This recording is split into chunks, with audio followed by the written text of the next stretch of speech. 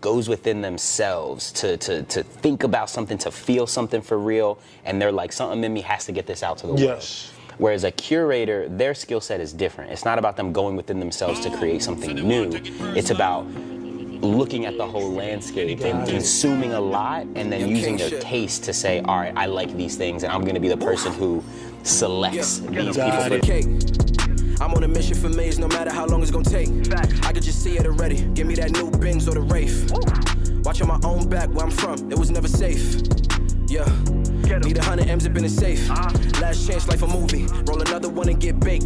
Mix the underwealth with the Gucci. What's up, everybody? What is going on? Marquise here with yet another episode of BTL Podcast, Between the Lines. I'm super excited for today's episode. Before I get into the warm introduction for my guy, Will, if you're a returning, viewer, if this is your first time viewing, I appreciate all of the support thus far. Be sure to go back and watch all of the previous episodes. Go like, comment, subscribe. I'm gonna leave some feedback, right? I definitely want to be able to kind of get in tune with you all. But without further ado, we have an amazing guest, Will. Let's go. My guy, I appreciate you so much for taking time out of your busy schedule. You already know. And, allowing me to the opportunity to interview you. With everything you got going on, you could have been doing anything, but you reached out and you allowed me to say, let's it's all do it. love, bro. So I appreciate you, bro. Nah, I respect what you're doing, So we man. have Will here, the founder, co-founder of Rec Philly, if you haven't heard, right? Originally from Pennsylvania. Forbes 30 under 30, right? TEDx speaker. He's been featured in, many different news, platforms, ABC, NBC. Will, man, please give yourself the proper introduction. Let the people know who you are, man, and let's dive right into it, man. I think you did a decent job. Oh, thanks, man. But yeah, my name is Will Toms, as you mentioned, co-founder of a company called REC, which is an acronym, Resources for Every Creator. And essentially what REC is all about is, we're an agency, but what makes us unique is one of the core pillars of what we do is we have creative spaces. Love it. So we build creative spaces in different cities. The space we have in Philly is 14 private studios, co-working space, venue, and those studios are podcast studios, they're recording studios, they're photography studios, dance studios, like all of the things that we as creatives need to be able to create at a high level, to really compete, with some of these other creators around the world, who may have access to these resources. So for us at REC, it's all about empowering creators to get access to the tools that they need, but also get access to the educational programming to actually learn the business of being a creative. And then third, to have that place where the culture can just be. I love it. You know what I mean? To be able to connect with other creatives. So we do all that. So for us, it's that space and our app for our members to get connected to what they need. And then that enables us to go and work with brands I love it. of all sizes. And, we're working with clients like Red Bull or Comcast or Lyft or Cash App. They're paying us to do marketing campaigns. And when we get those contracts, we go right back into our community of members and pay those creatives to help us do that work. I love it. So, we've built something really beautiful here. So there's that side of things, but also a new author. I love it. You know what I'm saying? I wrote my first book, published that back in June. Thank you. Which is also in the same vein of what we're talking about now, which is all about empowering creatives. Love it. So my book is essentially for anyone who has a passion that they're looking to be able to monetize and build a business around. Essentially, we put together a blueprint, and a curriculum for folks to do that in the simplest manner. But underneath all that, man, I'm a 31-year-old entrepreneur, man, from Philly who just cares about his people and also, has been blessed to build impactful things that help people win. Amazing. I love that because, you mentioned just being able to give people like myself, people who are in the creative space, and this is still pretty new to me myself, right? I just started tapping into the media and, podcasting. So I consider myself a creative as well. So when I was exposed to the platform of Rec Philly and seeing what you guys had to offer, it's pretty easy for somebody to just kind of say, wow, I love this place. I love what's going on. So I just want to be the first to say, man, look, keep doing that because that's amazing. I love it. Thank you. I feel like Rec Philly is that hidden gem like you mentioned off camera.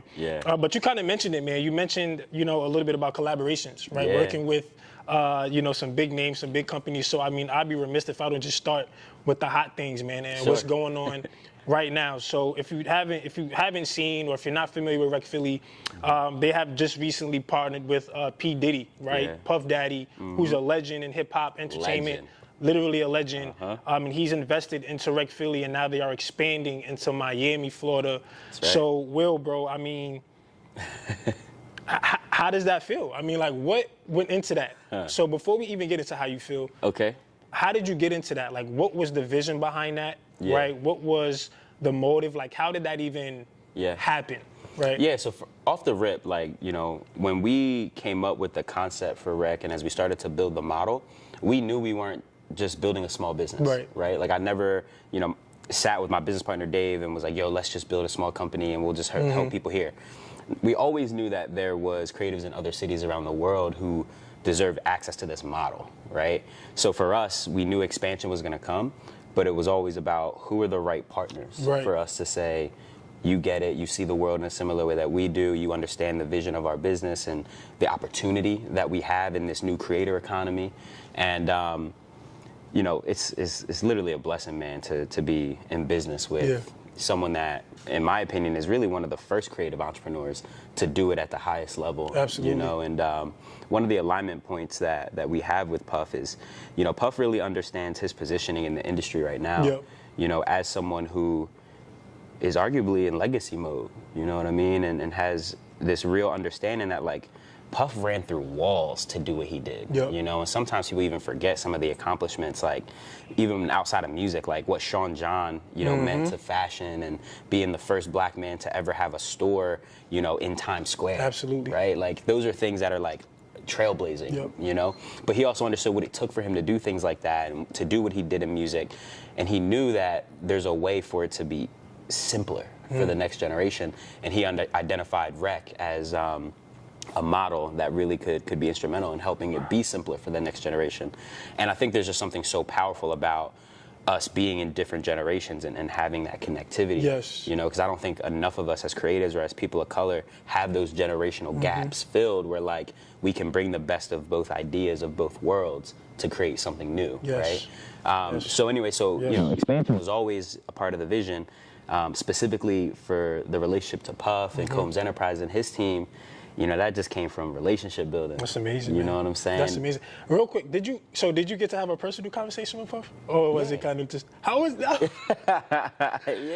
Were you like, I don't want to say starstruck, but I won't say too much about it, but what I will say is, you know, I did have the opportunity. His team invited me out last summer. I spent a week at Puff's crib working on a bunch of creative projects. To him and some other really talented creatives. And like, one of the best parts of it was getting to see Puff as a creative. I love it. You know, like, underneath all of the layers, like, we cannot forget that Puff is a creative. Yes, he is an incredible businessman, but like, he is an artist. You know what I mean? So it was dope to see him in that space, you know, working on the album and working on all these other projects and to learn. You know, really, you know, when I'm in spaces like that, man, like, I'm soaking up game. I love it. You know? And I think as a creative, man, like, being able to kind of have a collaboration like that, of that magnitude, I think that's the pinnacle of being a creative, right? Being able to just partner with somebody of that status, right? Just being able to kind of have that platform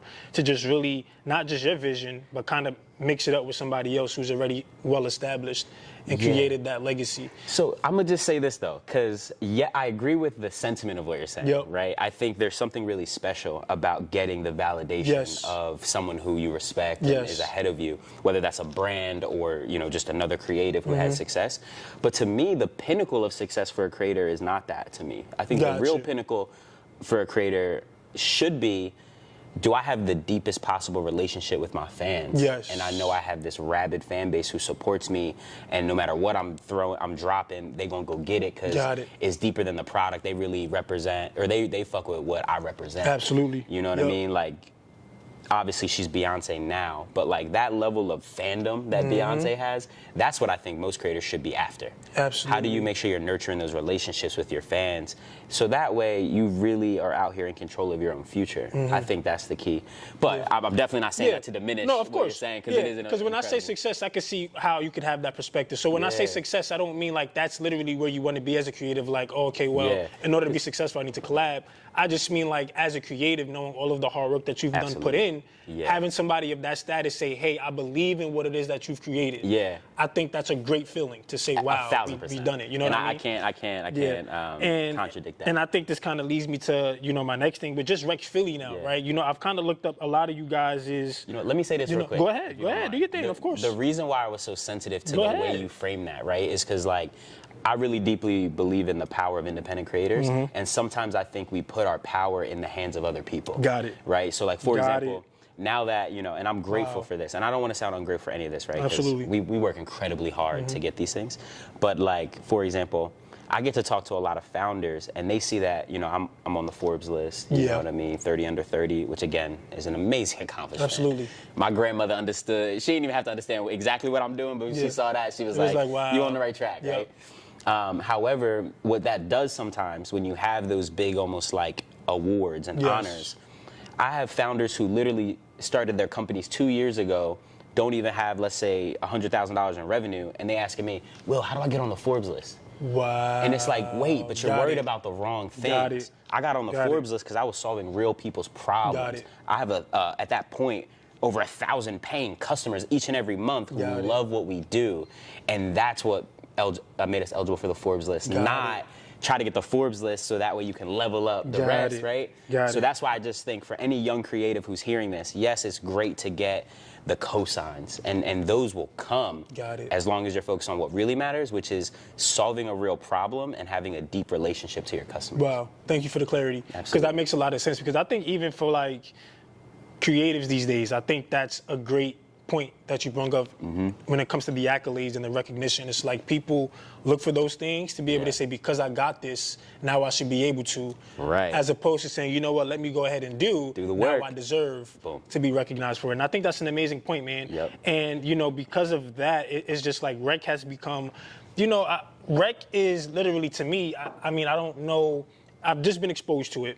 But just the amount of time that I've just, been knowing about it, I think it's literally one of the best places that I've ever seen in terms of opportunity for people to go ahead and, just do what they've always wanted to do in terms of being a creative. So as I was kind of just digging up, some research on Rec, y'all have your core values and things on there. So you have the 3 principles, which is direct-to-consumer entrepreneurship, resource sharing, and a safe space for creators. How was that model created? Did that come from a place of what you believed in with your team? Like, how did you come up with those core values for Rec? And then push that out? So we have the core values, which are a little different, but those 3 principles are like the 3 things that really makes the model work. Got it. Right? And those beliefs came from the beliefs of our team, right? Like, so before Rec even existed, my co-founder and I had been doing this work in the creative space for a long time. And we got to watch the narrative of some of the most talented artists from our city believed that they had to go to New York or LA to be successful, right? They felt like they had to get signed to be successful, right? And back in 2013, 2014, 2015, I had the privilege to be working at a marketing agency. So I'm working for brands like Eminem and Shady Records and Ice Cube, and I'm creating marketing campaigns for them, right? Some of the biggest brands in entertainment. And at that point, I realized the power of direct-to-consumer. I love it. Right? My job was literally, how do I make a social media campaign for Eminem that allows us to leverage the brand he has and the trust he has with his fans to create a campaign that's going to engage them so we could drive $250,000 in revenue this quarter.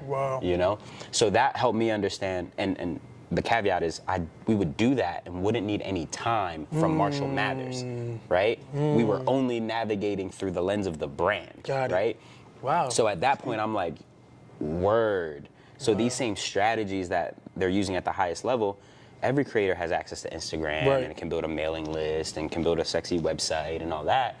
So how do we teach that to our creators, right? So that was the first piece. The second piece that we really deeply believed in was the resource sharing. For us in the creative economy, and even just as people of color, unfortunately, we tend to come from environments that are scarcity ridden. So like the idea of resource sharing don't even cross our minds because it's like, I ain't got enough, you ain't got enough, so there's no point for us to even share and barter, right? But the reality is Black people have always shared resources. Like that's where we come from. So what was one of the things that inspired us as well for Rec was watching businesses like Uber, right? Uber, fastest growing transportation company, but they didn't own any cars, right? Or Airbnb, the fastest growing hospitality company, but they didn't own property, right? They didn't own no homes. It was all about connecting the people who had the thing to the people who needed the thing, right? And they would build the platform for those exchanges to happen.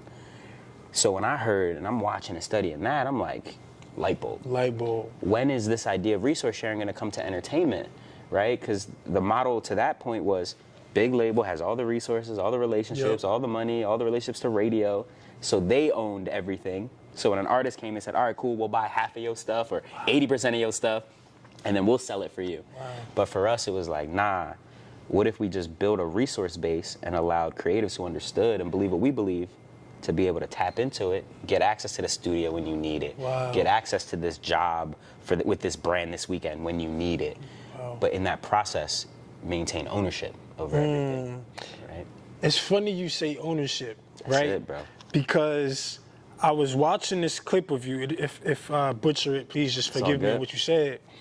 But you had put up a clip, man, and it was probably one of the deepest things I've heard when it comes to being a creative, where you said something about ownership, but I think it was something like being a creative, but the biggest thing about being wealth. You was talking about wealth. Yeah. And you were saying that the biggest thing to wealth is ownership or something like that. Bro. Give me your philosophy on that, right? What does wealth look like to you? Bro, I'm gonna be honest. I could talk about this for days. I mean, look, there's a couple things I've learned, in these 31 short years I've lived on this planet. The one is, in America, there's no way to save your way to wealth, ever. You can't do it. Like, it just don't work that way, right? Even if you out here making a couple $100,000 a year, you cannot save your way to wealth. Wow. You can only own your way to wealth, right? And that's usually through two different ways. One is making the right investments, right? That's why, people invest in the stock market, they buy property, things like that. The second way is to build a business. Yes. Right? And the idea of just having some level of ownership of something is important because you literally have to get to a place where you can detach the time you have and the time you work from your ability to earn, right? So you can work a 9 to 5 all you want, but you're never gonna get your way to wealth there because when you're not working, you're not earning, right? So when you own something like, let's say you're a landlord, you own 4 properties now, you could go to sleep, wake up, those tenants pay their rent, right? So for creatives, we need to understand that because we're not in the position, many of us, to be buying property all crazy, but what we can do is we can create those songs that are intellectual property. We can create those books that now, when I go to sleep, somebody could stream my song, they could buy my book, and I can build wealth that way, right? So I think it's just important for people to understand how wealth building is done and understand our power as creatives who have these things. Yes. There's no one better than us at literally creating value out of our mind. Absolutely. Right? Whether it's through entertainment or education or whatever. So there's that. I agree. And then the second piece, which just gets a little bit deeper, and the way I personally think about this is as black people, right? And I'm not even going to say people of color for this one, but for black people, I had an experience. There's a woman named Pamela Jolly who said something to me that changed my life. She was given a talk, and she said, the thing about black people is we're the only people in America who were wealth before there was wealth. Damn. Because we came over to America on a balance sheet. Damn. Meaning, somebody else said, oh, okay, so there's a bunch of people in this country, we're gonna grab them up because we know that they're valuable and they can help us build our wealth in this new country, right? So it's like if we believe that is a part of our history, not all black people came here over on those boats, right? But if that's a part of our history and someone else thought we were valuable enough to build the empire that is America, it's almost now our responsibility to now say, well, if we're in America, we have the same capability to build wealth and empires for ourselves. Wow. So it's like, to be a black person in America today and not be in search of building at least some level of wealth for your family is disrespectful to all of our ancestors who worked as hard as they did to even just survive. Because it's like, literally there's people that are pulling out their iPhones and making $100K a year doing exactly what they love. Wow. So it's like, if we know that opportunity is here, then what are we doing if we're sitting at home just playing 2K all day? Yeah, facts. Right? Because there's people even making $100,000 playing 2K. That's facts. Doing what they love. And wow, that's a very great point. Now that we're kind of talking about just ownership and especially in the creative space. So as a creative though, right? How do what are the core values of a creator, if that makes sense, right? Like, what should, because like you said, it's easy for us to pick up a phone and, you know, make a video and create, you know what I mean, or find your niche or whatever the case may be. But what is the true principles of being a creative? You know what I'm saying? In your eyes, there's no right or wrong answer. Sure. But just for you, like, what do you think you must, you know, you must possess to, like, be able to say, you know what, I'm an effective creative? Because you even mentioned, like, the true measurement of being a successful creator is not necessarily just, you know, collabing with people, but it's actually, you know, connecting with your fans and actually giving true stuff. So what do you think is the true? This is a good question. In my opinion, I feel like one of the core things that are required for you to really wear that creator badge is you got to have perspective. You know what I mean? Like, you have to have a way that you see the world, right? Which hopefully is connected to, like, your truth, right? Based off who I am and what my truth is and all my experiences, this is now how I see the world. And you have to have the courage to want to actually share that. Because there's a lot of people who, like, don't actually have their own perspective. They just want to copy whatever trends are happening. And to me, it's like, you might be a curator, but you're not a creator, right? Can you please explain the difference? Just for people that are listening, right? Absolutely. There might be somebody on there that's like, okay, well, creator. What is that necessarily? So both can be dope, but to me the difference is a creator is someone who goes within themselves to think about something, to feel something for real, and they're like, something in me has to get this out to the world. Whereas a curator, their skill set is different. It's not about them going within themselves to create something new. It's about looking at the whole landscape and consuming a lot, and then using their taste to say, all right, I like these things, and I'm going to be the person who selects these people for the art gallery, or produces a show, and I'm going to curate the lineup, right? So there's a skill set into that, and I think people need filters, right? I think curators are really like filters. But creators are not filters as much as creators are the people who are like, I'm going to give you the raw material. I love it. You know what I mean? I love it. Because, I mean, I think people can hear that and say, okay, well, how do you distinguish the two? Like, what exactly is it that makes me a curator or creator? And people, believe it or not, probably don't even know the difference right now. Like, they're probably thinking they're a creator, but realistically, they're not necessarily what you think you are. And this is another thing I kind of want to mention, because as a creator, and this is the reason why I'm talking about so much of ownership and just, like, really understanding the true depth of being a creative, because I think that's now becoming a lifestyle. It's becoming a way that people earn money. Right? It's becoming something that people is making a living off of, right? Some people don't work 9 to 5s anymore. They literally create content. Multi-billion-dollar industry. Literally. Right? So my thing is with that is, like, I feel like they don't get enough creatives. We don't get enough recognition, or, we don't get enough buzz as we should. You know what I'm saying? And I mean, we're still growing. Because it's like, I would say probably the past 3-4 years is when it really made that leap to content creation, because you look at Instagram, TikTok, it wasn't, what it is today. But now it's like, now that, they're earning that amount of money, I think people are forcing themselves to do it and not necessarily looking at how can I be the best creative in terms of being genuine, being real. People are looking for, like, those one hits. I'll be honest. You know what I think the issue is? I think the reason why other people have not respected the value of creatives is because creatives for so long have not understood their own value personally. Right? So you can't, you know what I mean? So it's like, it's hard to get someone else to tell you this is your value way up here, when you actually can't even articulate why your value is way up here, right? And I think that's just because sometimes, like, as creatives, we get really romantic about the creative part, right? Oh yeah, I led the best podcast, or I made the best painting, or whatever it is. But until you understand how the marketplace actually values that skill set or that gift or that talent, you can't really know the value, right? Like, and I think the best example is musicians, right? I think artists, rappers, singers who make music, some of them are still wrestling with the fact that, like, most of y'all are not going to make your actual money off the music.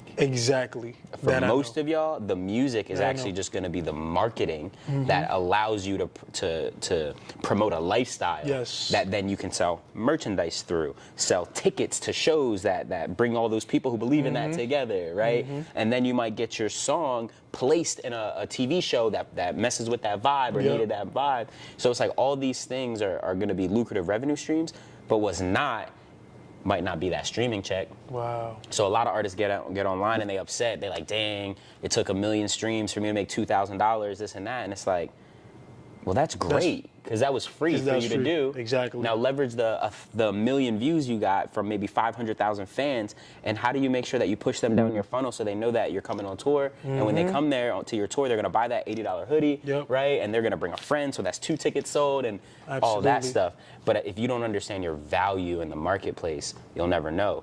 Like, and I always put it this way, like, people don't buy Gucci belts because they need a belt. Right. That's not the value that's being sold, right? Like, they can wear anything to keep their pants up, right? So it's about understanding, like, there's the products you're selling, but then there's the actual value. Absolutely. You know? That is a great analogy right there, because it's so funny. It's like, we really don't need that belt. You don't need put it. anything to your pants. Right. That's a good analogy. And I think, and I'm going to tap into you a lot more. Sure. And just really pick your brain and just like your personal, philosophies. But, the last little bit of things I want to get into when it comes to being a creative is, how can someone, and again, everything is just from your perspective, because just from what I've seen from you on your platforms, you're very knowledgeable on how to be a creative, a successful creative. I do my best. I do my best. Yeah, you do your best. You just give a lot of value. So for you, how can I ask this question? I'm trying to make sure I'm wording it properly so I can get the best possible answer. Say that. How can someone who is a creative, okay, you know what? Let me just put it this way. Okay. I'll just make it simple. Yep. Right? Is it possible for somebody to be a creative giving everything, or must you master one target? You know what I'm saying? Yeah. I'll use me for an example. Sure. Right? Because I hear people say that, if you want to make a lot of money, cater to just that one person, but then there's going to be more of those people. There's going to be that person, the next person is going to keep growing and growing and growing, which I agree with. Yep. But in contrast to that, it's like I'm an individual who's been tapped into so many things. Like I've done well with entrepreneurship. I've had businesses. I have businesses, right?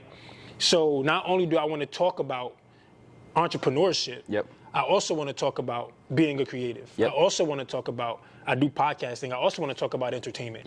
Right? But that's very eclectic. Yes, it's very. I hear you. It's generic. Yep. So, can somebody that's really trying to perfect their craft be successful focusing on just one thing, or can they also be successful, just trying to tap into multiple things? Yeah, Will it just take them longer? So look, I get asked this question a lot, because a lot of the creatives that I support are multi-talented, right? So they're like, yo, I rap, I sing, I dance, I can tie my shoes really well, I'm the illest designer, like all these things, right? And I think that's dope. And so it's like, shout out, much love to all the multi-talented creatives, for sure. But you got to think about it this way. When you enter the business arena, though, business is about trust. Yeah. People don't like to give money to people they don't trust. That's pure, right? Except for the government. But anyway, that's a whole nother topic. Let's talk about it. But the idea is, if business is about trust, I think there's a space for you to use different talents to engage your audience. Yes. But what I would suggest is, instead of trying to do something for everybody, you should have, at least in the beginning, one audience. Got it. And you can expand. Yeah, and you can serve that audience with different types of content and different types of media, et cetera. And I'll give an example after this. But like, where people go wrong is like, they have all these different gifts, and then they're like, all right, well, I'm gonna build an audience for each one of them. Got it. And building a strong and powerful audience one time is hard. Got it. So to try to be like, oh, well, I'm gonna spend all my time building 7 audiences, and I'm gonna run 7 Instagram pages, it's like, where do you get that time? Got it. You know? So I think the best way to do it is you don't have to choose just one skill, but choose one audience. Gotcha. Right? So that way you can master that, and maybe the way you engage them is with music at first, but if you're talking to the same exact people and the music is making them feel the same exact way, when you create that t-shirt that makes those same people feel that same way, you get to leverage all the trust you built in music to now sell them a piece of clothing. Love it. Right? And the same thing comes for an event. But as soon as you be like, all right, what I was serving, I don't know, middle-aged women in this content that I was creating, but now I want to, talk about young men, right? Now you have to go build that audience and start from scratch again. Wow. So you don't get to leverage any of that equity over here. Yeah. Right? And do you feel like, excuse me, do you feel like, you know, while you're building that one audience, I think the problem is while you're building one audience and you're trying to build another, what happens is you're not giving enough time to the audience that you're trying to build here. Straight up. And here. That's where people go wrong. It's the lack. Okay. I think where most creators go wrong and fall off is they're starting to do their thing. They're getting early traction, right? They have a couple hundred people who love what they do and that tell them, yo, I love what you do. And then as creators, we get so caught up on winning new fans and new audience that we don't make the people who already love us feel special. Because the reality is, yes, you want to get to the masses and you want to get to as many people as possible, but the way to get there is not to focus on the masses. Yes. The way to get there is to focus on your early adopters, the people who already buy your merch. They already talk about you. And your job is to love on them enough that they have to go run to the public and tell them what they're missing out on. Right? Like, I'm not the biggest Beyonce fan. Don't come for me, Beehive. But at the same time, I don't need to be to know that her music drops. Right. I don't have to follow her on Instagram to know that the album is coming, because the real Beyonce fans are going to make sure I know. You know. And that's how we should be treating it as well. Wow. So like when artists are like, yo, I'm trying to, you know, grow my fans, and they're about to drop an album, it's like, oh, did you make a list of your top 100 fans right now and send them the album 2 weeks early? Wow. And say, yo, bro, I know you've been rocking with me. I want to send this to you early. Just let me know what you think when you can listen. Because what's going to happen now is, right, they're going to listen. They're going to be like, dang, my favorite artist took the time to just show me love and send me this early. So when the album drops, those 100 people, if they like it, they're going to tell the homies, hey, bro, you know I had this 2 weeks early, right? Wow, Did you that's tough. And now they're talking about you. Now they're talking about you. But we get That's a gem. I really hope y'all paid attention to that. Great gem, great answer, great response, man. Like that's what I think we need to really start understanding as, you know, just creatives and entrepreneurs. Yeah. And it's not just for creatives too, like when he say these things. This is just like for entrepreneurs and business in general. Like when you're trying to grow something, focus on those who's been there with you from the jump. Straight up. And then you'll expand from there. So now, you know, I know we limited on time. I kind of want to just dive into just Will now, man. You know, I know we spoke a lot about business. I don't really need this too much anymore, but I really want to just talk about Will, man. So, you know, we spoke about Rec, we spoke about Miami, we spoke about Puff, we spoke about, you know, a lot of your business endeavors. Yeah. Now I just want to, you know, tap into the mindset of Will, right? Yeah. But before we do that, just kind of tell me, like, how did you even get into, you know, this type of space, right? This industry, this foundation that you're building? Like, where did that come from? Like, what were you doing before this? Like, how did this really become like your love, your passion? So creativity found me, and I say that because, you know, I grew up. I'm from Philly. My family's from Germantown, and you know, just growing up in any city, any major city, you know, is a tough thing to do, especially with, like, you know, if you come from a neighborhood if you don't come from money, you don't, you know, all that. So for me, just navigating who my parents were and how they lived life and the things that came up because they were living those lifestyles, I had to understand myself. You know what I mean? And the only way I could do that as a young kid was first through poetry, and then through, you know, visual art and you know, telling stories and, you know, freestyling with the homies. Like, that was my way of just feeling sane for real, because I had things that I just need to understand and get off. And then over time I was like, yo, I really love how I feel when I'm around creative energy, whether that's other creative people or I'm in creative spaces. And I think over time I was like, well, if I want to stay close to this feeling, I'm gonna have to learn the business side, you know? So I started to lean into the business side and actually just fell in love with the business of art.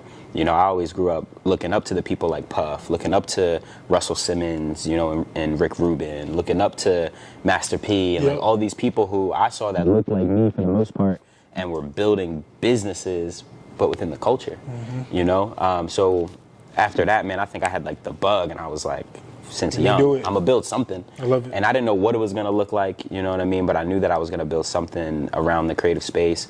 So literally, I'm the kid in high school who was writing business plans, you know what I'm saying, for production companies. And I had kids staying after school to try out for the short films that Dave and I were shooting. So like, that's always been in the blood and in the DNA. But I think when my entrepreneurship journey like matured was after college. I'm working at that creative agency that I mentioned, and the marketing agency. And I had a front row look into where the industry was going.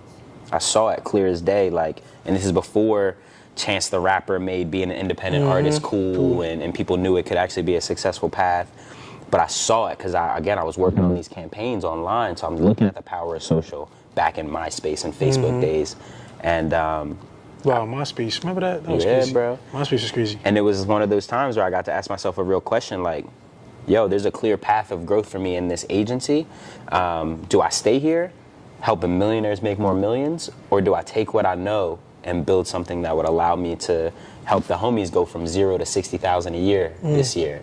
Amazing. You know, with this info. So that's kind of what was that spark. And, you know, for me, I chose to follow that path. And I love it. Was blessed to have a business partner who also believed in that vision and is just as hungry as I am and is willing to do the hard work. So it all just kind of rolled up to this. Amazing. You know, but I think the one thing that separates me from a lot of other people is I deeply believe that I would be here. From the jump. From the jump, bro. Shout out to you, bro. That's dope. You know? That's dope. And, you know, being from this area, man, like the culture in Philly, right? Talk about how has that been an influence for you? Like, I know when I come to Philly, you know, the culture, the environment is so intimate, right? When it comes to, you can even think about the sports teams, right? It's literally just a city where you feel it. You feel the love. You do. How has that played an influence on you, if it has? I'm sure it has. And in addition to that, actually, I'll ask the next question after you answer this. Yeah, man, How I love Philly. I love almost everything about Philly, bro. Yeah. Like, I love our seasons. I love that our people love hard. I love that when you're not doing what you're supposed to do, they're going to let you know as well. Absolutely. Sometimes even louder than the love. But on the real side, man, like, Philly's a tough city. Yeah. You know, like, there's a lot of violence here, unfortunately, most of which right now is happening by the young generation, bro. There's little kids 12 to 16 behind a lot of these murders, which is Crazy. Tragic, man. Yeah. Crazy. So I think that informed me in a couple of ways. You know, growing up in that, like, I come from that environment, bro. Like, I have many of family members who are doing long bids. You know what I'm saying? Like, I know what all that looks like. So I think Philly helped me in the sense that being from here, I knew what the alternative was if I didn't turn up and do what I was supposed to do. You know what I'm saying? I didn't have to watch a movie to see the reality of the prison system. You feel me? Like, I know what that looks like up close. So I think Philly inspired me in that way. And then the other part of that is, like, going outside of the city now to build a business in other places. It's like, I really believe if you can make it in Philly, you can make it anywhere, just because of that deepness and that tough love that's here. But man, Philly's just an inspiring place to be, bro. It like, is. the talent is literally in the water. It is. You know? It's crazy because when I come, like, just being here, like, it's just like, wow, this is really dope. And you mentioned, you know, the violence. I don't want to talk too much about it, but I have to ask about this. Like, I saw that you wasn't close, but you met PNB, right? Oh yeah, we've worked with PNB multiple times. PNB being a Philly, he's from Philly, Yep. right? He's from Absolutely. Philly. How big of an impact do you think that had on the city, man? Like, what did you see, or like, what did you witness? The loss of PNB? Of PNB, yeah. It was heavy, man. Like, a lot of, especially in the creative community, man, a lot of us knew Rock, and everyone respects Rock. 'Cause Rock is a good dude, you know? Like, even one of his breakout singles early on was a single called My City Needs Something. I love that song, man. You know, and it was literally man. him, you know, talking about the fact that our city needs something because the violence is getting crazy. We need these outlets, right? So it hurts even more when you have folks like him, right? Yeah. Who genuinely just care about our city, care about the people. So when your life is taken, you know, almost like senselessly, it hits harder. So, man, PNB Rock, when people like Nip go, it's Dolph even, it's a different thing. But all in all, man, it's tough. But I do believe that there's things happening and a lot of amazing people in Philly working to change that paradigm right now. Right. I love that, man. Because I just had to, you know, I had the opportunity to meet PNB as well. Just one time, he had came to my college, actually, to perform.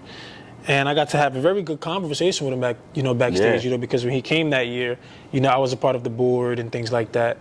And he said something to me, and it just stuck out to me, man. It was just like, wow, he was just so humble, but he was just like, yo, what's your name? Yeah. I'm like, my name is Keese. You know what I mean? You can just call me Keese. He like, yo, Keese. I'm not gonna lie, man. Just keep going. That's simple. That simple comment meant a lot to me though. Yeah. Because it's like somebody of your magnitude. I mean, you're not, you know, somebody of that status. Yeah. It's like to take time to really recognize and try to get to know my name and not just kind of be too, you know, nonchalant. It was really dope. So I can only imagine what the city went through experiencing that. Yeah. And moving forward, man, like I know Philly's known for like you guys have a lot of successful stories, including yourself, you know, coming out of the city. It's facts. Right? Who do you, in your opinion? It's a renaissance, baby. Yeah, it is. It really is. Shout out Renaissance to in Philly, man. Who in your eyes is like you know, who is like your favorite, I don't want to say your favorite, who's your favorite celebrity to come out of Philly? Like, who do you truly idolize? Like, who do you think is like on that Mount Rushmore? Oh, you that's know what? tough. Who's on your Mount Rushmore of Philly greats, right? Give me your top three. That's crazy. Now you got to give me four. Okay, give me your top four. Give me your top four. That's a crazy question. Wow. Because I have a lot of people to come out of Philly, man. I mean, look, I got to start off with Will Smith. Okay. I mean, Will is a GOAT, man. Like, shout out to Will. Just what he's done in entertainment is crazy. And it's wild because I guess he's an amazing movie star and TV star. But a lot of people forget he was literally the first hip-hop artist to win a Grammy. It's crazy. You know what I mean? Wow, he really was. People don't, you gotta remember, literally triple threat, film, TV, and music, bodied. So Will Smith is definitely on the Mount Rushmore. You know what? I'm gonna throw a curveball in there, and I'm gonna say number 2.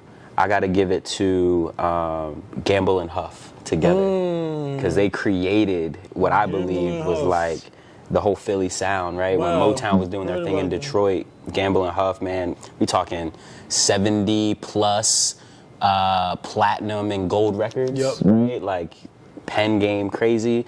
And they really, I think, created the blueprint for that, what I think is the Philly collaborative process, like in creativity. So I stand on the shoulders of giants like theirs, you know. So I'm gonna put Gamble and Huff in there. 2, okay. Next, I'm gonna throw Troy Carter in there. Troy Carter, Carter, I think is just, you know, he's a Philly great and really just crushed it in the music management space. And now as an entrepreneur, doing a lot of amazing things. You know, he's a guy who took Lady Gaga from a nothing name to who Lady Gaga was, right? Did that with Eve as well. And Eve, honestly, her business model is one that a lot of the female artists use today. You know what I'm saying? As far as how she did music and then went to TV and film. So shout out Troy Carter. Wow. You know? Troy Carter. And then let me see, who the fourth? All right, so who I got so far? I said you got Will Smith, Gamble and Huff together, and then Troy Carter. And then I'm going to go ahead and just throw this wild card. I'm going to say Tierra Whack. Oh, my goodness. You know, because sometimes when we say the GOATs, we always go to, like, the older generation. That's crazy. But I'm going to put somebody who's right now tearing it up. Wow. So I'm going to give it to my dog, Tierra Whack. And she deserves it, bro, just because, like, when we talk about this Philly Renaissance, she's just taking it to a different place as far as, like, what's possible for hip-hop artists and how we think about them and really just, like, being unapologetically her and really letting other people see her and then also be unapologetically them. And I think that's the power that every artist should aspire to have. Wow. You know, so yeah, I would round it out with Tierra Whack. That's a crazy 4. I can't lie. I was expecting completely different people, but the fact that you took You thought I was going to say all estate I property? thought you was gonna say, I think you're going to say like Shout the out basics, state property too, yeah. But that's amazing, man. And, you know, also when it just comes to that, like, for you, do you ever see yourself being in that conversation? And I know it's not, you know, I know it's not a goal of yours, right? But I mean, it's cool to talk about, you know, because Rec Philly is just getting started, believe it or not. It is absolutely just getting started. You know, you've done some amazing things, man. So it's like, do you ever have these moments where you sit down and just think to yourself, like, wow, I'm not doing this for the notoriety and the fame. I'm doing it of a place of love and pure joy. But do you ever have those thoughts of just like, wow, I really want to be at that point where it's like, my city really know, you know, what we've done? I'll put it this way. So I see myself as a servant leader. I love you, as you should. And I'm incredibly grateful to even be in the position to do what I do, bro. Like, and I never take it for granted.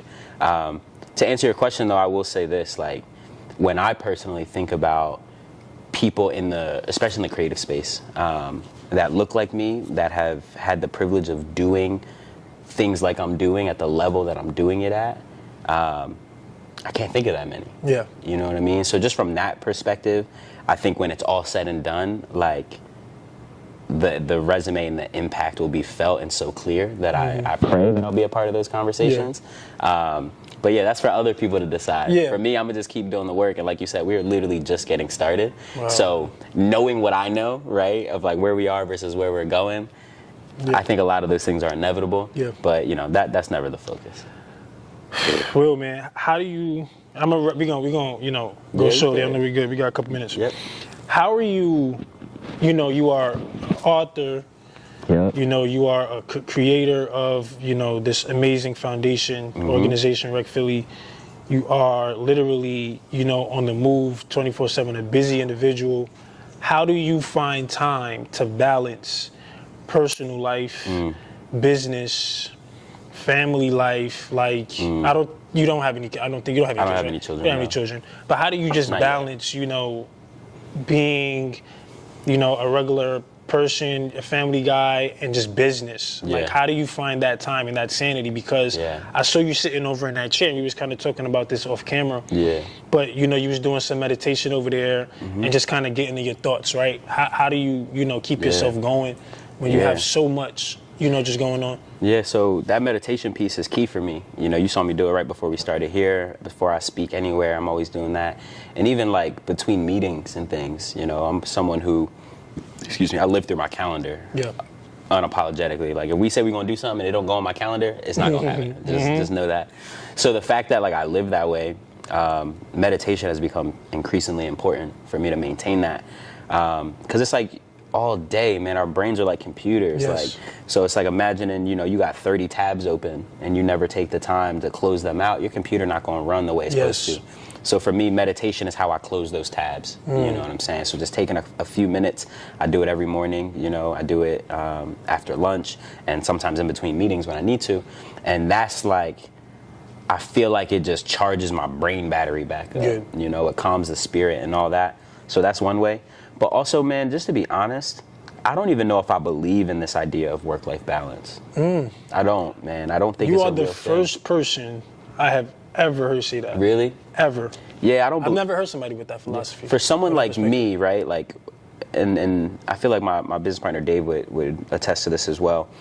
I don't believe in it because it's like when you know what your goal is, right, and especially, and some people have different perspectives on faith, but like if you feel like God has really placed a purpose on your life, that is first, period. And everything else has to find a way to be integrated into getting in alignment with you completing your purpose, right? So for me personally, I'm not even trying to find the balance and be like, okay, am I spending as much time in the business as I am with the family, as I am with the personal relationship? No, it's here is the priority, and I will make decisions on the other ones based around how do I make good on this promise that I've made to myself, to my team, to my staff, to my community. Right? Wow. So for me, when it comes down to it, it's like I had to decide early, I'm not going to be at every baby shower. I'm not going to be at every birthday party. Yeah. And I got to be okay with that, and my family has to understand. And if they love me, they will also understand. Yeah. Now, that does come with a grain of salt of understanding that, like, there's certain relationships you cannot put off to build later. Absolutely. Right? Like, you got to be a good son now. You got to be a good grandson now. But you can also figure out how you can have good communication so they understand what's important and why you're doing what you're doing. So it's like, if you want to see me, you know where I'm at. Wow. Pull up to these events. Yeah. You know what I'm saying? Like, and I think if people were more honest about their priorities and unapologetic about it, I think everybody would be happier. Damn. But instead, we try to fake the funk, like, I gotta balance, like. But it's like, nah, balance is fake. I've never heard, because, and I'll say it this way, somebody, and this doesn't come from me, this is somebody else. I wish I remember who said it so I could attribute it to them, but they say, when things are in balance, nothing is in focus. So if you're someone who actually is really focused on something has to give, right? Wow. As a photographer, if you focus on one thing in the frame, everything else is blurry. Wow. So it's like, for people who say that they really live in a balanced life, I'd be like, okay, well, what's your focus? And I bet it's not something extraordinary. Wow. Live that unbalanced life. Yeah. That was deep, bro. And to every season, right? Wow. So maybe this season I'm going to focus on business, but I'm going to do it so well that once I'm 50, I can be like, all right, I can do that passively. Now I'm turning up in the other areas of my life, right? Wow. Nah, that's dope, bro. I've never heard nobody kind of give that perspective, at least from that point of view. Sure. Man. I think the way you kind of broke that down, was literally how people needed to hear it, because I'm an individual who, like, as opposed to me not believing that there's a balance, I sometimes feel like I need to learn how to just focus on, you know, things at a time, because I just sometimes feel myself being overwhelmed. But hearing you say that, it just brings so much, like, calmness to me, because it's like, yo, Keith, everything that you're doing right now, you're doing it because I think that's truly your purpose. But you're so focused on trying to appeal and please everything else that don't matter, that it's like you're finding yourself in a situation like, what's going on? So to hear that, I think it just kind of reminded me, like, you doing what you need to do. And just kind of like relax. You know what I'm saying? Bro. One of my favorite quotes. I don't know the key to success, but I know that the key to failure is trying to please everybody. Wow, man. You know, it's like Gym bucket. He's a gym bucket. I can't lie. That's a good one, bro. It's good, that's really man. a good one. And my last thing, we're gonna wrap it up soon, man. This is the last one. I always say this every time I do an interview. It's all good. So when it comes to that, I know you said it's cool, you know, focus on your purpose, and then everything else comes after. It's integrated. So do you think it's important to have like a routine? Like, walk me through. Oh, hell yeah. Walk me through your daily routine, or like walk me through a day in the life for Will real quick. Like, what you do to kind of. So for me, before the day starts, my calendar is usually already set. Like 80% of my day is literally like 30-minute by 30-minute block. I know what's happening, right? So that way I don't have to succumb to, I woke up and was like, oh, I don't feel like this today. No, I already decided what was going to happen, right? But my morning routine, which is extremely important, first thing I do when I wake up, before I even open my eyes for real, pray. You know, I read the Bible. It's the first thing I do when I look at my phone. And then after that, I try to get a good stretch in, you know, do a little yoga, get the body, you know, doing its thing. I'll do that meditation that I mentioned. And then after that, you know, do the get ready thing, you know, the shower, to brush your teeth and all that. If I'm on it that day, I'm gonna get a run in. You know, that don't always happen. But if I do like 80% of the things on that list, the pray, the meditate, read as well, run and all that, then I know I'm gonna have an amazing day. And then after that, when I get into the office, I actually try not to go right to email. Like, I try to start with whatever my most important meetings are, and then I try to get to email in the afternoon. Because to me, it's like, I look at my email inbox as like, my emails are basically my to-do list for other people. Got it. Because that's where the collabs are coming. People want to reach out to you. People I need this from you. I need that. So it's like, if I start my day chasing what other people need from me, then immediately I'm going to deprioritize what I actually need to get done. So I try to do my most important meetings first, and then I look at, you know, okay, what are my personal to-dos? And then usually after lunch, it's like, all right, cool. Now what does everyone else need from me? Wow. You know, and that works for me. It works for you. You know, and I've built a system around that. So that's kind of like how I think about it. But that morning routine, I think, is it's important. Crucial. Will, what's next, bro? I know we got to wrap it up, man. Just really quickly, lastly, what's next, man? Is there anything that you would like the people to know? Any new projects? You know, anything that you could give us? Anything that you could give us that you probably didn't talk too much about, but could be like a little, okay, just stay tuned for this. Well, the first thing, go get that book, Uncommon Sense, Your Strategy Guide to Creative Freedom. If you're a creative and you want to figure out how to make more money doing what you love to do, that is the blueprint for you. So go cop that up. Shop.recphilly.com. And then outside of that, man, you know, we talked a lot about Rec Philly. You know, I'm really grateful for what we've been able to build here, for the impact that we've been able to drive. But it doesn't stop in Philly. Absolutely. So Rec Miami is coming next year. So we're really proud of that. But then if you're a creative in any other city and you're like, yo, we need a Rec type John, that would be amazing for us. We need the resources. We need that kind of organization. Let us know. You know, we're trying to figure out where those next cities are, because we do believe that, you know, we're going to put rec spaces in cities around the world. Amazing, bro. So right now we're actively looking for the right partnerships, you know, to help us build it out. Well, look, man, I think you've given myself and the people, the audience, everything they needed, man. Again, it's a pleasure having you on. Brother. So look, man, if y'all enjoyed this episode, please follow Will on all platforms. By the way, what's that? Your Instagram. How do they stay in contact with you? Say that. If you want to follow my journey, you could do that on Instagram and Twitter at the Will Toms. It'll be on the screen. THE Will Toms. Go do that, and then of course also follow Rec Philly.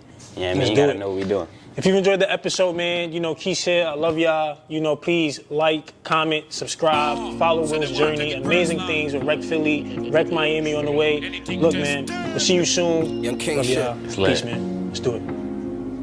Bang, bang, bang, bang, bang. Cool. Oh my God. Get to the cake. I'm on a mission for maze, no matter how long it's gonna take. I could just see it already. Give me that new Benz or the Wraith. Watching my own back where I'm from, it was never safe. Yeah. Need 100 M's up in the safe.